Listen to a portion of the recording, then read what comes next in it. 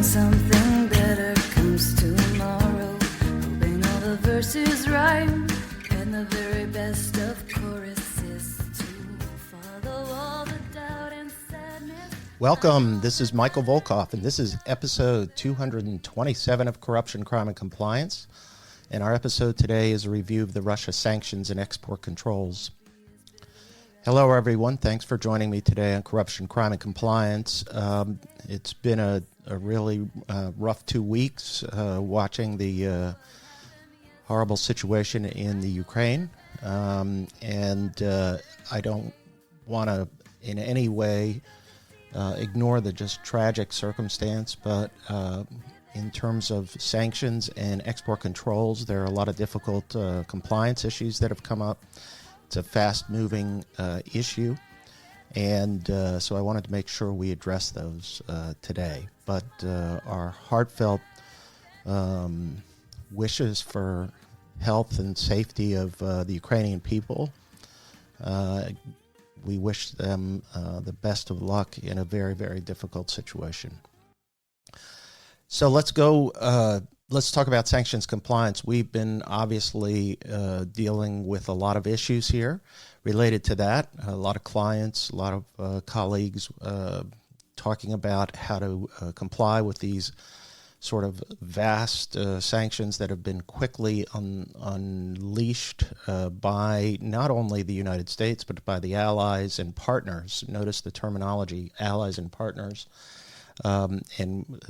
Close to in the 30s in terms of countries that are following these sanctions. So rather than go through this in a chronological order, I do want to just sort of maybe hit some of the highlights to get to where we are today.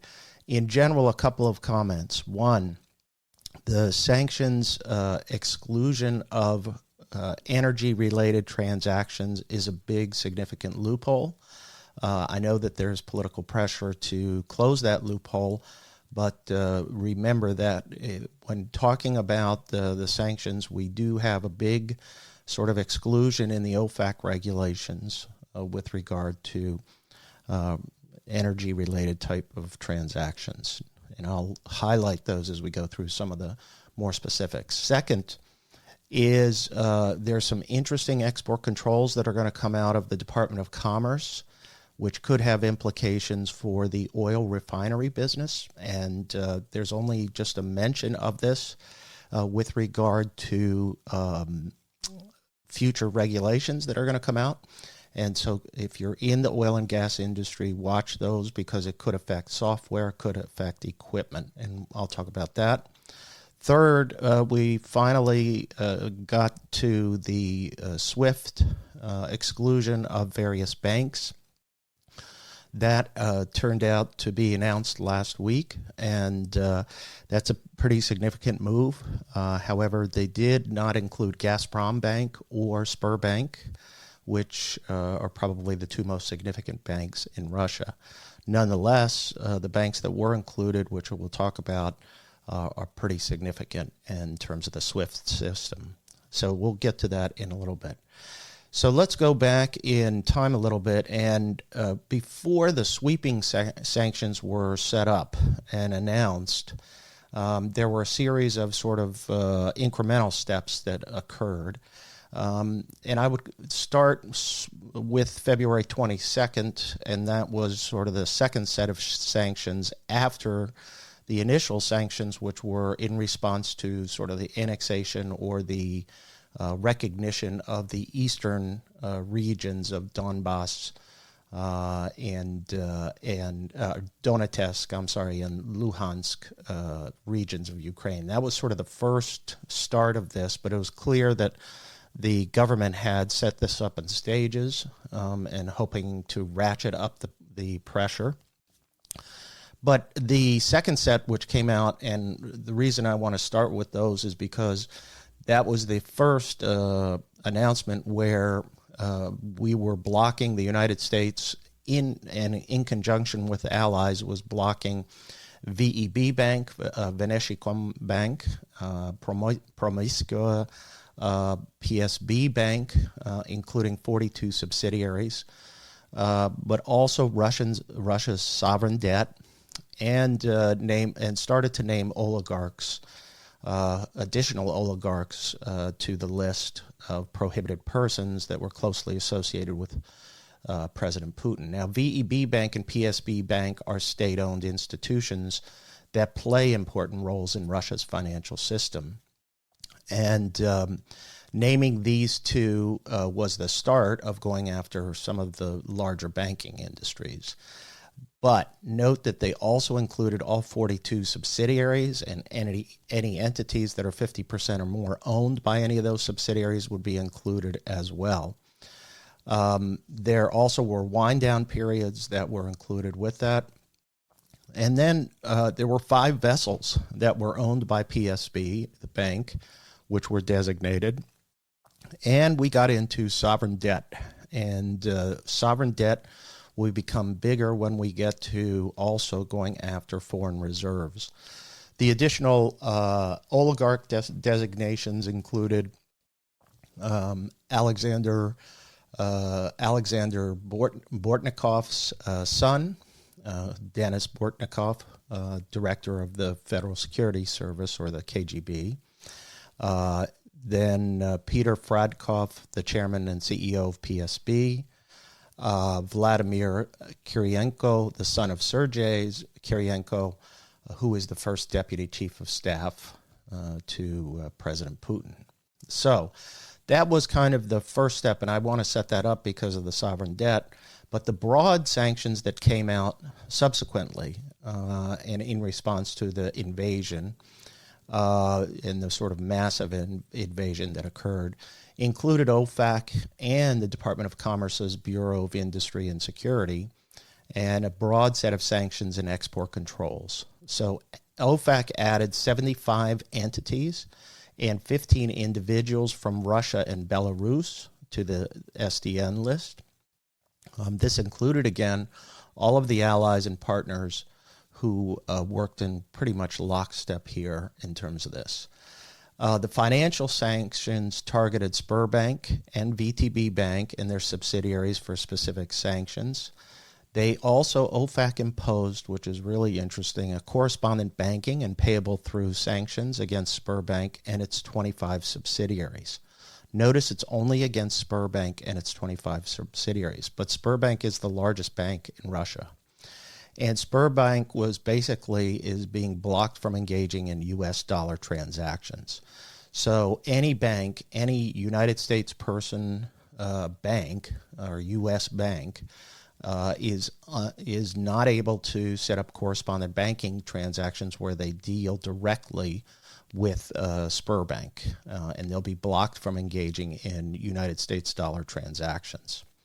With respect to VTB Bank, that's Russia's second largest bank, OFAC imposed full blocking sanctions against VTB and 20 subsidiaries, and 3 other significant Russian financial institutions, which also come up in the SWIFT announcement this week. But that was Bank Otkritre, Savacom Bank, and Novacom Bank, and 34 subsidiaries. Now, OFAC has issued directives, and these are new directives under the Russia's harmful activities sanctions, which are different from the Russia and Ukraine sanctions, which were implemented as part of the response in 2014 to the annexation of Crimea. And there's a new directive, too, which sets forth the restrictions against Sberbank and VTB Bank,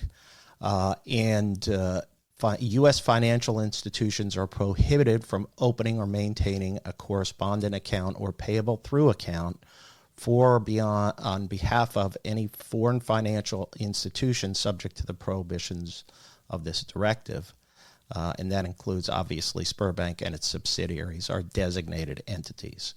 Note again there that VTB has a full blocking restriction, but is not named under the specific correspondent account or payable through account.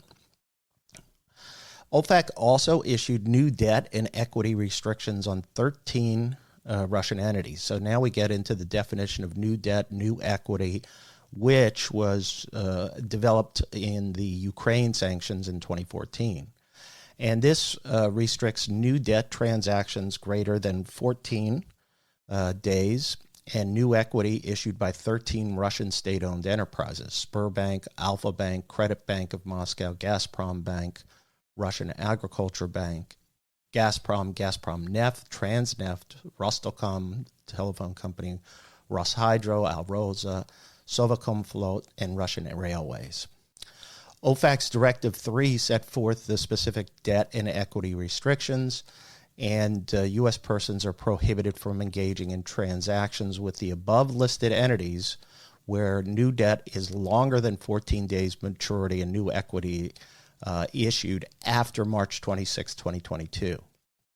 So new debt of longer than 14 days. Now remember, if there are existing contracts with payable terms, you're probably going to be okay in terms of an existing contract that may extend beyond March 26, 2022. So please contact us, though. New equity is issued 30 days. There's a new equity restriction on any additional entities that are designated, and that'll be 30 days from the date of designation. Additional oligarch sanctions were issued against a number of individuals. Igor Sechin and his son Ivan are back on the list, and some other individuals. Interestingly, we also had Belarus sanctions for Belarus's role in support of Russia's invasion of the Ukraine, and 24 Belarusian individuals and entities, including Belarus's military and financial entities, and they include 2 new significant Belarusian state-owned banks, 9 defense firms, and 7 regime-connected officials and elites. Number of general license were issued as well. General License 5, which authorized activities by certain international organizations and entities. General License 6, the standard agricultural commodities, medicine, medical devices, replacement components or software updates, or anything related to the COVID-19 pandemic. General License 7 authorized overflight payments and emergency landings and air ambulance services, but we'll get to the prohibition on flights. General License 8 is the real critical one here with regard to an exemption from financial transaction prohibitions related to energy. And the term related to energy, I'm not going to read it, it's very broad, and it authorizes a whole lot of, frankly, the energy sector is almost basically exempt completely from these sanctions. And that's a big loophole. It's a big hole, and it's a big part of the Russian economy. There's obviously a lot of pressure now politically to close that loophole, and we'll see what happens in the next few weeks. And then there are transactions for divestment of debt and equity that is basically allowed up till May 25th, 2022. There are also other provisions with regard to winding down derivative contracts, winding down transactions with several of the banks into May 25th, 26th, respectively, and rejection of transactions and the authorization of rejection rather than blocking. There also were 2 general licenses under the Belarus sanctions program, which authorizes U.S. government business and, again, international organizations like Red Cross and other things like that. Now, importantly, we've gotten, and this I think is a real significant issue and is going to turn into a significant issue, even more so in the future, and that's the BIS export controls. The Department of Commerce's BIS, the Bureau of Industry and Security, restricted exports of dual-use items to Russian military end users, including the Russian Ministry of Defense. Now, the new restrictions bar nearly all U.S. items and items produced in foreign countries that use certain U.S. origin software, technology, or equipment. And BIS adopted Russia-focused restrictions here to bar the import of technological goods that are critical to its economy, including sensitive technology that can be used by the Russian defense sector. These restrictions apply to technologies produced in the U.S. and products produced in foreign countries that use U.S. origin software, technology, or equipment, including semiconductors, telecommunication, encryption security, lasers, sensors, navigation, avionics, and maritime technologies. To implement these policies, BIS set less license requirements with a policy of denial. So on the entity list now, policy of denial on all export control classifications in the categories 3 to 9 of the Commerce Control List, 58 of which were not previously controlled to Russia. BIS also added 49 Russian military end users to the entity list. In another unprecedented action, BIS created 2 new foreign direct product rules for all of Russia, including a more restrictive use of license exceptions, and the beginning dates or cutoff dates are March 24th and February 24th, respectively, for these 2 new rules. And BIS, this I think is going to turn into a major problem, and I think what BIS is employing is strategies that they use to sort of strangle Huawei, the Chinese telecom company. Now, those were the sweeping sanctions that got implemented, but then there were more increases in terms of additional steps that were taken. First was against Russia's central bank and sovereign wealth funds. The next, so the OFAC issued new sanctions to prohibit then U.S. persons from engaging the central bank of Russia, the National Wealth Fund of Russia, and the Ministry of Finance. Now, the Ministry of Finance restriction basically, as issued, prohibited even payment of taxes by U.S. persons or U.S. businesses within Russia. That was ultimately, in response to that problem, there was a general license issued to allow those payments to continue. So, in effect, though, the new sanctions freeze all central bank assets held in the United States. And that's important because there's the access to foreign reserves like dollars. Supposedly, Putin has access to $683 million or $1 billion in foreign reserves, and not just dollars, but euros as well.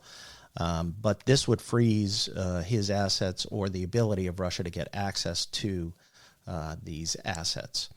So that was a major action. But then OFAC sanctioned Russia's sovereign wealth fund, the Russian Direct Investment Fund, and its CEO, Kirill Dmitriev, a known close friend of President Putin. And at the end of the past week, the week before, OFAC sanctioned President Putin himself and Foreign Minister Sergei Lavrov. And all of these actions, again, were mirrored by European allies and partners. And it was designed to sort of strangle Russia's ability to get access to foreign reserves. And these are thought of as pretty significant actions. They also designated 3 entities responsible for managing Russia's key sovereign wealth fund, the Russian Direct Investment Fund, and its management company. In addition to that, and the naming of certain individuals with that, it came out over last weekend, that was Saturday, February 26th, that there were going to be, that Europe was going to take actions to remove various entities from the SWIFT system, and we'll get to that in just a minute. On the U.S. side, we also saw the Department of Justice announced a new task force known as Klepto Capture, which will seek to capture Russian oligarch assets as another means to increase the financial strain on Russia. And the task force is going to consist of an interagency law enforcement organization dedicated to enforcing sanctions, export restrictions, and other economic measures. The Department of Justice put out a statement indicating that they did plan to vigorously or aggressively enforce the sanctions. That's a big statement, and it means that compliance is even more important, because usually with a new program they'll give time to the business and have wind down periods for businesses to comply, and rarely, you don't see a lot of aggressive criminal enforcement in the beginning. And what they're saying here is that this is actually going to be different, and that the Justice Department's going to take a different view of this. Now, we do get then ultimately this past week we had the Western countries and EU agree to remove 7 Russian banks from SWIFT. And SWIFT is the financial messaging infrastructure that is like the blood system for the global financial system. But they kept access of 2 other key banks, and that was Sberbank and Gazprom Bank, which are both key banks in Russia. The decision to delist some banks, but not all, represented sort of a compromise. A number of countries, including Germany, have argued that it's important to make sure banks remain on SWIFT to help Europe pay for essential energy imports from Russia. So, but nonetheless, this was thought of as a pretty significant move, because rarely have sanctions ever extended to blocking a bank or financial institution's access to the SWIFT system for purposes of wire transfers and other transactions that need to occur among banks. And it complicates trade, foreign investment, remittances, and the central bank and central bank's management of the economy. But the exclusion of Sberbank and Gazprom Bank showed that there was not, let's say, a full willingness to impose the most difficult and the most restrictive measures against those 2 important banks. So we'll have to see. I think there'll probably be additional pressure. I know that Poland, for example, has pushed hard for the EU to delist all Russian banks. And so Gazprom Bank has so far dodged these tough sanctions, and also dodged the sanctions that, for example, were put on VTB Bank, which was fully blocked. So the banks that are included and cut off from SWIFT are Bank Otokritai, Novacom Bank, Promiski Bank, Bank Rosia, Sovcom Bank, VEB Bank, and VTB Bank. So we'll see how that impacts. Then just recently we had, at the end of the week, OFAC issued more sanctions on Russian elites and their families. And they included additional individuals who, and this included coordinated actions by the EU, the UK, Canada, Japan, Korea, and Australia. And full blocking sanctions were put on additional individuals, including Dmitry Peskov, the press secretary who you may have seen on TV. And so the idea was there basically an additional 26 individuals, 7 Russian entities. The Department of State also sanctioned 22 Russian defense firms, although I don't think there was much business going on with that. So that means they were barred under ITAR regulations from the DTTC, but not many people, I think, were dealing with them anyway. Their General License 13 was issued, and I would urge you to look at that if you have a Russian business or some activity in business, because it allows, in Russia, it allows payments of taxes, fees, or import duties, as well as the purchase or receipt of permits, licenses, registrations, or certifications. And now that's extended only till June 24th, 2022, but I'm sure it'll get extended as well. So that that is something that has to be watched over too. There also was a new General License 14, which authorizes any activities by an entity that has the sole function in a transaction of acting like as an intermediary in the operator of a clearing and settlement system with certain Russian financial institutions. So there was some concern with regard to how those transactions will occur. So the other interesting issue with regard to export controls is to watch out for, there was in a press release sort of just a paragraph that was indicating that there was some focus that's going to begin on export controls with regard to the oil refining business and the access to software and equipment. And we would urge you to take a look at that and monitor that situation as well if you're in any way connected to that business. Anyway, so that's where we are today. It's a sad situation. Again, these are compliance issues, but this is all in the context of a just broader humanitarian crisis. And it's just a really tragic situation, horrible situation to see and to watch on the news. But nonetheless, let's hope that things turn better, and we all admire the sort of courage of the Ukrainian people, and their just resilience. So, nonetheless, if any issues come up with regard to this, please feel free to reach out to us. My email is mvolkov@volkovlaw.com. 240-505-1992, mvolkov@volkovlaw.com, or 240-505-1992. We're getting a lot of questions and issues that come up with regard to the sanctions issues.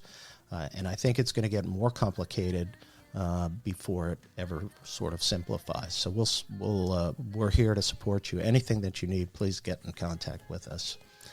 Thanks again, and we'll see you next week for another episode. Thanks again for listening to Corruption, Crime, and Compliance. Please subscribe to the podcast series. The Volkov Law Group believes that every company should have a robust ethics and compliance program. Experience and research show that ethical companies are better performers in the global marketplace. You can learn more about the legal and compliance services we offer at our website, www.volkovlaw.com. You can also follow our award-winning blog, Corruption, Crime, and Compliance, and our podcast series. You can contact Michael Volkov at his email address, mvolkov@volkovlaw.com. Hoping something better comes tomorrow. Hoping all the verses rhyme and the very best of choruses to follow all the drudge and sadness. I know that better things are on their way. I know you got a lot of good things happening up ahead. The past is gone, it's all been said. So here's to what the future brings. I know tomorrow you'll find better things. I know